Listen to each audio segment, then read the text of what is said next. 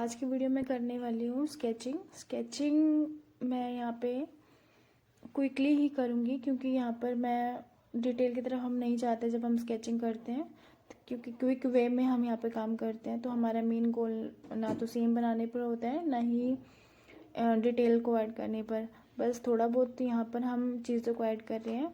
तो सबसे पहले यहाँ पे मैंने लाइंस में, आप जैसे कि आप देख रहे हो, कन्वर्ट किया है। तो ये होता है सिंप्लीफाई करना चीज़ को। और सिंप्लीफिकेशन किसी भी फ्री हैंड ड्राइंग जब हम करते हैं तो बहुत आसान कर देता है फ्री हैंड ड्रॉ करने को। तो सिंप्लीफिकेशन के ऊपर मेरा पूरा वीडियो है, वो आप देख सकते हैं अगर आपने नहीं देखा पहले ड्राइंग सिंप्लीफिकेशन से, तो वीडियो को देखिएगा। और उसकी एक्सरसाइज जब आप करोगे सिंप्लीफिकेशन की, ये जो लाइंस में कन्वर्ट करते हैं हम सिंपल लाइंस में, तो इसकी एक्सरसाइज है प्रॉपर, जो हमें चीज़ों को सिंपल करने में हेल्प करता है। और सबसे मेन होता है सिंपल करके देखना, तो देख पाना, तभी हम उसको कन्वर्ट कर सकते हैं लाइंस में, तो वो देखने में भी हेल्प करता है। और हम फ्री हैंड ड्राइंग पर अगर हम काम करते हैं तो वहाँ पर हमारी फ्री हैंड ड्राइंग भी इम्प्रूव करता है। तो सिंप्लीफिकेशन बहुत ज़रूरी है अगर हम आर्ट की फील्ड में ग्रो करना चाहते हैं। और फ्री हैंड ड्राइंग तो खैर ऑफकोर्स हमें अपनी स्किल पे काम करनी है, तो सिंपल करके देखना बहुत बहुत ज़्यादा ज़रूरी है। तो इस पर आप वीडियो ज़रूर देखिएगा। और अब जैसे कि आप देख रहे हो कि पहले मैंने इसको लाइंस में कन्वर्ट किया था और मैं थोड़ा सा अंदर जो आउटलाइन है उसकी तरफ जा रही हूँ। तो अगर आपने पहले वीडियो को नहीं देखा, सिंप्लीफाई वाला पार्ट ध्यान से देखिएगा क्योंकि ये सबसे मेन पार्ट होता है। उसके बाद अंदर के जो हम थोड़ा बहुत डिटेल्स को ऐड करते हैं थोड़ा फील आने के लिए, जो भी चीज़ हम बना रहे हैं उसका, तो वो चीज़ बात की चीज़ होती है। लेकिन सबसे पहला जो प्रोसेस होता है वो है सिंप्लीफिकेशन का, तो वो है मेन। क्योंकि अगर हमारा पहले वाला प्रोसेस गलत हो गया सिंप्लीफाई वाला, तो उसके बाद हम जब आउटलाइन को ऐड करेंगे वो भी गलत होगा, और उसके ऊपर हम फिर से उसमें शेडिंग को ऐड करेंगे वो भी गलत होगा। तो अगर हमारा पहला वाला प्रोसेस सही है तो बाकी के प्रोसेस ऑटोमेटिकली सही आने लग जाते हैं। तो सबसे पहला प्रोसेस होता है सिंप्लीफाई करने का। ओके, तो वो मेन था। और आगे जो इसमें थोड़ा सा मैं डिटेल्स को ऐड करूँगी, डिटेल्स मीन्स हल्का सा शेड को ऐड करूँगी। और लाइटिंग पीछे से आ रही है तो फ्रंट से सारी जगह डार्क एरिया ज़्यादा है, तो बस उसको ही ध्यान में रखकर थोड़ा सा मैं शेड्स को यहाँ पे दे रही हूँ ताकि फील आ सके थोड़ा 3D का।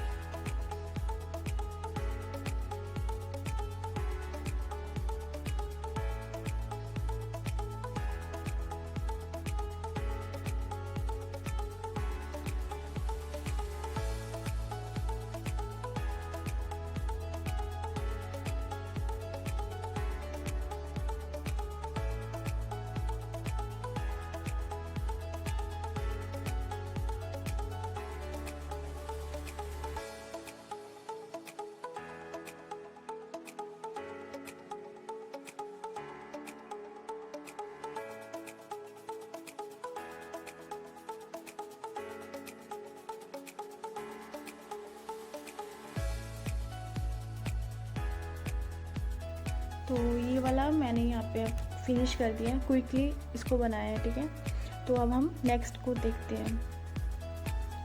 नेक्स्ट में इसको लेते हैं, इस एंगल को। अब फिर से मैं वही चीज़ कहूँगी कि सिंप्लीफाई वाला एरिया सबसे मेन होता है, तो उसको ध्यान से समझिए कि अब मैं ध्यान दे रही हूँ सिर्फ इन लाइंस को, सिर्फ आउटलाइन को अंदर की चीज़ों को इग्नोर करके सिर्फ इन लाइंस को देख रही हूँ। और इसी को अब मुझे अपने पेपर पर निकालना है, बाहर के आउटलाइन को, ठीक है। पूरा आउटलाइन को सीधा नहीं निकालना है, कर्व्स को नहीं, सिंपल लाइंस में देखना है। तो ये साइड से ऊपर गया और ये साइड से थोड़ा सा नीचे, और ये पीछे से आगे तक जो पैर का वाला एरिया है ये सीधा चला गया, ठीक है। जितना सिंपल तरीके से हम चीज़ों को कर सकते हैं फर्स्ट प्रोसेस में, जहाँ पे हम सिंपल करके देखते हैं, उतना ही सही रहता है आगे के प्रोसेस के लिए। तो यहाँ से मैं इन चीज़ों को ऑब्जर्व कर रही हूँ कि ये एंगल कहाँ पे बन रहे हैं। तो इस तरह से हम ऑब्जर्व करते हैं कि यहाँ से ये वाली लाइन जा रही है सीधा, यहाँ पर इसका पूरा मुंह वाला एरिया आ गया, यहाँ से सीधा गया। तो इस तरह से हम ऑब्जर्व करते हैं सिंपल तरीके से देखने में, चीज़ों को, ठीक है, यहाँ से सीधा नीचे की तरफ। तो ये है सिंपल। आप अभी सिंप्लीफिकेशन वाला एरिया देखो कितना इजी लग रहा है। और अगर हम इसको अंदर की डिटेल्स को देखने लग जाएगा कि ये ऐसे बैठा है, तो यहाँ पे इसका फेस है, यहाँ पे ऐसे से इसका मुंह है, तो छोटी छोटी डिटेल्स को देख के हम कंफ्यूज हो जाते हैं। लेकिन ये सबसे गलत होता है, तभी हम गलतियाँ करते हैं ड्राइंग में। तो सिंपल करके, जैसे कि आप देख रहे हो, यहाँ पे मैंने इसको निकाला है और उसके बाद धीरे धीरे यहाँ से मैं और अच्छे से ऑब्जर्व कर रही हूँ कि ये यहाँ पे ये ट्रायंगल सा बन रहा है, ठीक है। तो ये चीज़ें बहुत इजी कर देती है। तो आप सिंप्लीफिकेशन वाला वीडियो ज़रूर देखिएगा, आपको काफ़ी और अच्छे से क्लियर हो जाएगी चीज़ें, ठीक है। तो आप मेरा सिंप्लीफाई, बाहर का एरिया हो निकल चुका है। अब मैं मार्किंग कर रही हूँ उसके आइज़ कहाँ पर आएगा, नोज़ कहाँ पर आएगा, इन चीज़ों पर, ठीक है। तो धीरे धीरे हम चीज़ों को ऐड करते हैं स्टेप बाय स्टेप, एकदम से नहीं। जैसे कि स्टार्टिंग में हम क्या करते हैं, हम आइज़ से स्टार्ट कर देते हैं, धीरे धीरे हम थोड़ा सा नोज़ बनाते हैं, ऐसे धीरे धीरे हम नीचे की तरफ जाते हैं। तो वो प्रोसेस थोड़ा सा डिफ़िकल्ट भी हो जाता है और वहाँ पे ड्राइंग के बिगड़ने के बहुत चांसेस होते हैं। तो सिंप्लीफाई के बाद प्रोसेस आता है आउटलाइन को, मतलब जो हमने स्ट्रेट लाइन में निकाला है, धीरे धीरे कर्व्स को ऐड करना। कि कॉर्नर्स में जो कर्व थे, टांग, मैंने सीधा टांग की तरफ एक लाइन दी थी, तो बीच में जैसे कर्व्स गए हुए हैं जहाँ से उसकी लेग स्टार्ट हो रही है, तो धीरे धीरे इन चीज़ों को हम ऐड करते हैं, ठीक है। तो इससे हमारी ड्राइंग के ठीक निकलने के चांसेस काफ़ी ज़्यादा बढ़ जाते हैं। और अभी जैसे कि मैं सिंपल स्केचिंग कर रही हूँ, तो यहाँ पे हमें ज़्यादा ध्यान नहीं देना, हमने ये देना कि फील आना चाहिए जैसा वो बैठा हुआ है, तो वो वाला फील हमारी स्केचिंग में आना चाहिए, जो चीज़ हम देख रहे हैं। और अब इसमें थोड़ा सा मैं शेड्स को ऐड कर रही हूँ क्विकली, ताकि जो हमारा स्केच है वो 3D में नज़र आए, ठीक है। तो इस तरह से क्विक वे में हम काम करते हैं, स्केचिंग करते हैं। और स्केचिंग तो खैर बहुत ज़्यादा ज़रूरी है। तो आज की वीडियो में हमने समझा है कि हम क्विकली किस तरह से ड्राइंग करते हैं, क्योंकि स्केचिंग जब हम इस तरह से रफली स्केचिंग करते हैं, क्विकली हम किसी चीज़ को भी ड्रॉ करते हैं, तो इससे हमारी एक तो ड्राइंग स्किल भी इम्प्रूव होती है, दूसरी हम क्विकली चीज़ों को एक्सप्रेस करना सीख जाते हैं, ठीक है।